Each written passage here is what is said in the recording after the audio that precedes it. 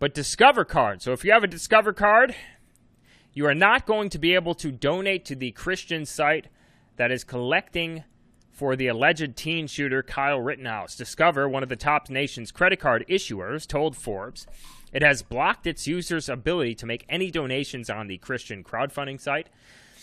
GiveSendGo, which has raised more than $380,000 for the accused Kenosha teen shooter Kyle Rittenhouse, who has garnered support from the far right as a national debate rages on about vigilante justice.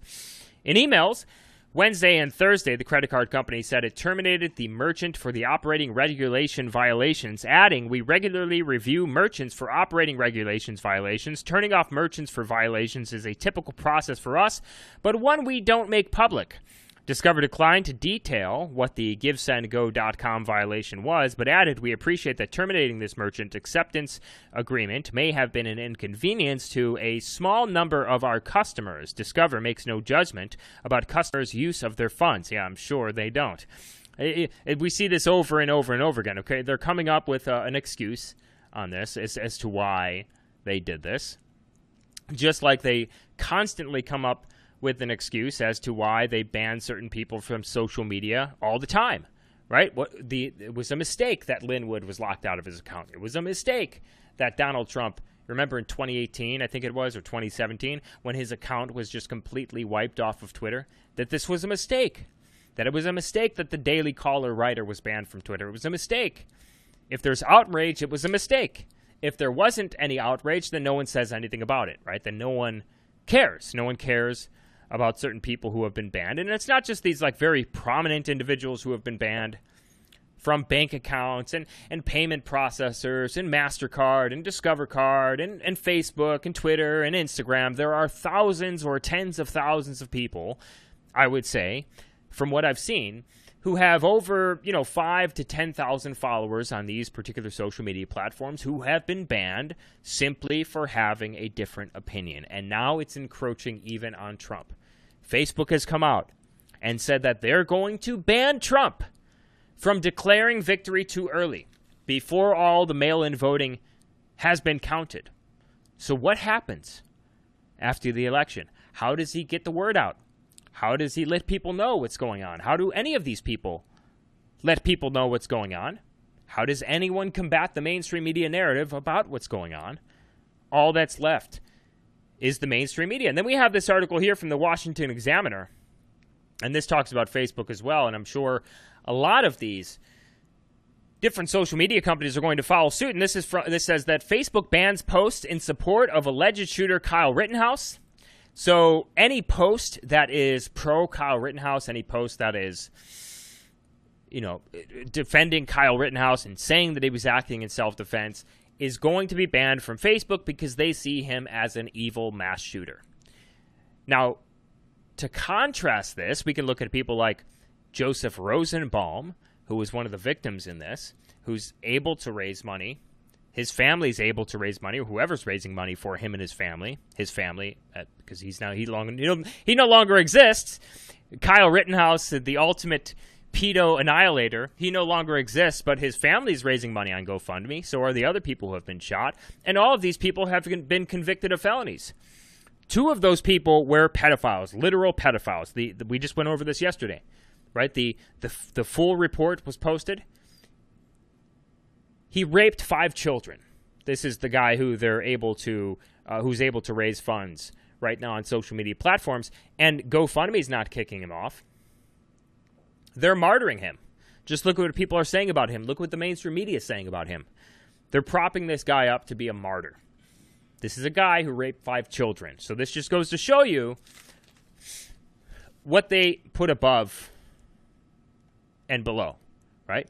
Prop up people with sexual offenses on their record, prop up people who rape children, prop up people who shoot directly at cops attempting to assassinate them in broad daylight, prop up people who die of fentanyl overdoses, give them a gold-plated casket and a horse-drawn carriage funeral procession, and then completely push below them in their rankings, in their power rankings, kids like Cannon Hinnant, who was just an innocent child riding his bike in his front yard, who got shot, executed in broad daylight by a black man.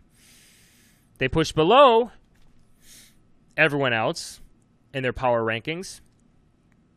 People like Kyle Rittenhouse, who is just simply defending himself, and other people just like him. And so this is what Facebook has declared that they're going to do. We have this article here from the New York Times, and this talks about Section 230. And there's apparently, according to a recent post that I saw on Twitter, and this is coming from the New York Times, there's apparently a push to go after Section 230, go after Google and Section 230 violations. So we have this article here from the New York Times. It says, Internet companies urge FCC to reject Trump bid to impose new social media regulations. And this is from September 2nd, 2020. It says a group representing major internet companies, including Facebook Inc., Amazon Inc., and Alphabet Inc.'s Google, on Wednesday urged the Federal Communications Commission, FCC, to reject a Trump administration bid to narrow the ability of social media companies to remove objectionable content. The Internet Association said in a filing that the Trump administration petition filed in August seeking new rules is misguided, lacks grounding in law, and poses serious public policy concerns. It said new FCC rules could result in a loss of legal protections from removing fraudulent schemes, scams, dangerous content, promoting suicide or eating disorders to teens, and a wide range of other types of otherwise objectionable content. But this isn't the objectionable content that they're afraid of them removing less. It's people like me. It's people like Nick Fuentes. It's people like other content creators who have been completely removed from the Google-owned YouTube, who have been completely removed from any of these different social media platforms. This is the objectionable content that they're worried about here. It's not the promoting suicides or fraudulent schemes or scams or dangerous content promoting eating disorders to teens. None of this. This is a tiny, tiny, tiny percentage of the objectionable content that these social media companies have removed from their platform. The majority of the content that these social media companies have removed from their platform, the majority of the users that the social media companies have removed from their platform are conservative users or broadly right-wing users and right-wing content that has been removed at the direction of the ADL, who somehow has gotten so much power over these social media companies to the extent of starting a boycott against Facebook to get them to ban more people, to get them to censor more content. And so this is what's going on here. They're trying to do something here, but now we have all of these people coming out against this. We're going to have to see how this plays out. But I will say this, Trump needs to talk about alt tech. He definitely needs to talk about alt tech. He can talk about Parler. That's fine. I know there were a couple of articles that have been going around about Trump's Parler account. Parler's founder explains why he built the Trump's new favorite social media app. Trump needs to talk about alt tech at the very least, right? Outside of going after Google, going after Facebook, going after Twitter in regards to Section 230. He definitely needs to talk a little bit more about alt tech. Maybe tweet about Parler. Maybe tell people that he's going to be going to Parler if Twitter or Facebook or others keep doing this. Or maybe just leave Twitter entirely and just go directly to Parler before the election. Because if they're planning on, and they're already censoring President Trump. You have to understand this, right? For those who don't know, they have been putting like fact check links under President Trump. They have been hiding certain President Trump posts. If President Trump retweets certain accounts that contains videos that the media and these people don't want people to see, don't want a large portion of people to see, then they'll delete the account that posted that video or delete the account, ban the account that posted that original content, the original poster. This is what they're doing to Trump right now. And so if they're planning on removing Trump from the platform and censoring President Trump, to avoid him from, declaring victory too early before the mail-in votes are counted, then Donald Trump definitely needs to do something to combat this. If he can't do something very quickly on Section 230 before the election, which I'm assuming he can't. I mean, we only have less than 90 days or something like that before the election. Then he definitely has to come out and say something about alternative social media. Right, tell people that he's leaving Twitter and going to Parler for the rest of the time. I know that will be he still has like the Trump campaign accounts. I know that might not, because this is election season, right? It's probably not a strategic move. But he can say something, right? This would be one step to helping to solve this or helping to prepare for this or what's going to happen. And what happens after the election? Right? What happens after the election? So if Trump's banned and all of these other accounts are banned, like let's say Biden wins the election, right? And then they just go all out. They go all out. No one can do anything anymore. Trump can't say anything anymore because they'll probably ban his account. I mean, they've already banned his account before. They're censoring his account. They're hiding posts. They're fact-checking his account every single time he tweets.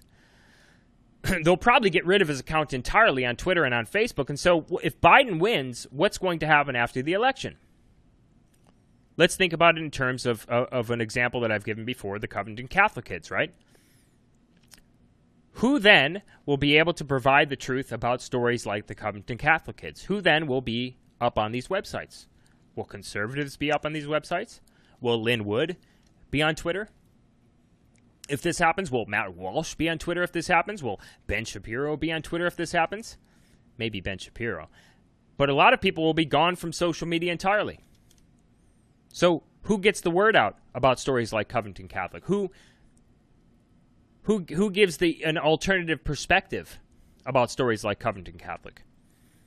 What about Kyle Rittenhouse? Who gets the word out about his crowdfunding campaign if there's no social media?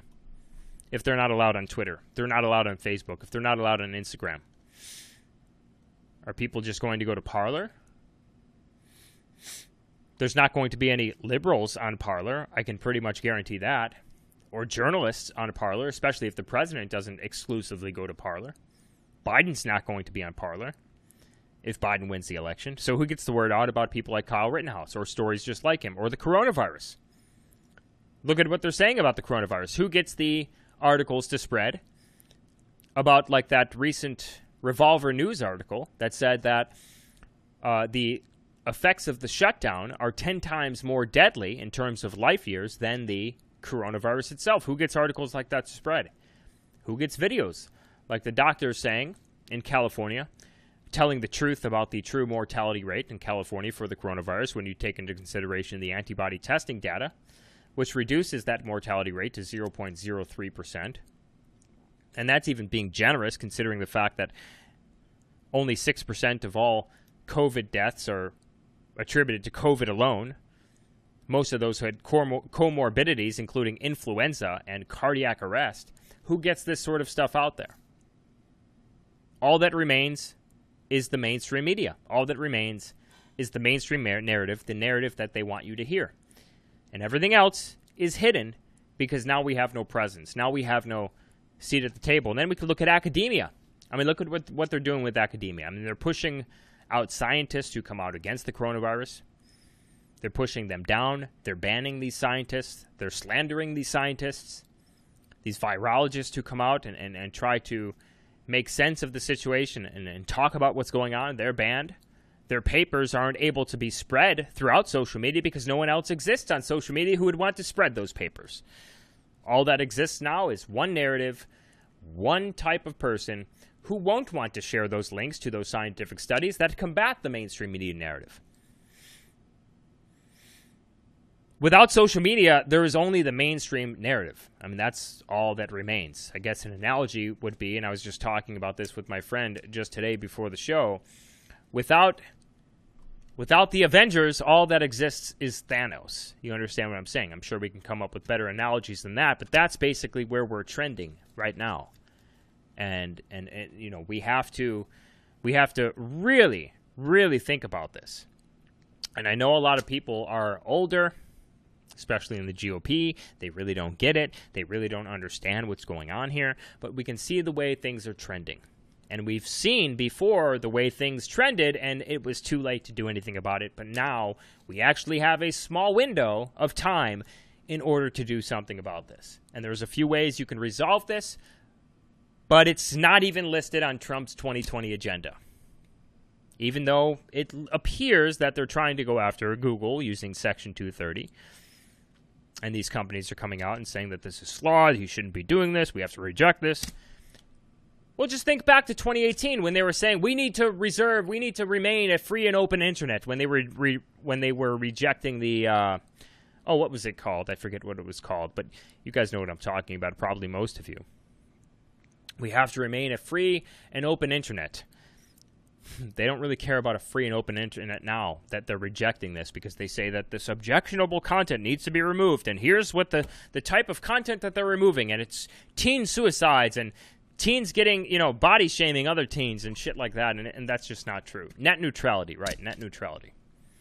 My goal is to eventually become a powerhouse of truth. That is why it is imperative that you check the links in the description below and go to either Patreon and Subscribestar and support us for at least the cost of a cup of coffee a month. We already have writers writing for TheRedElephants.com, but we'd like to bring on more in the near future. By the way, at TheRedElephants.com, you can also find t-shirts, hats, and other products. Check the links in the description below. It helps us out tremendously.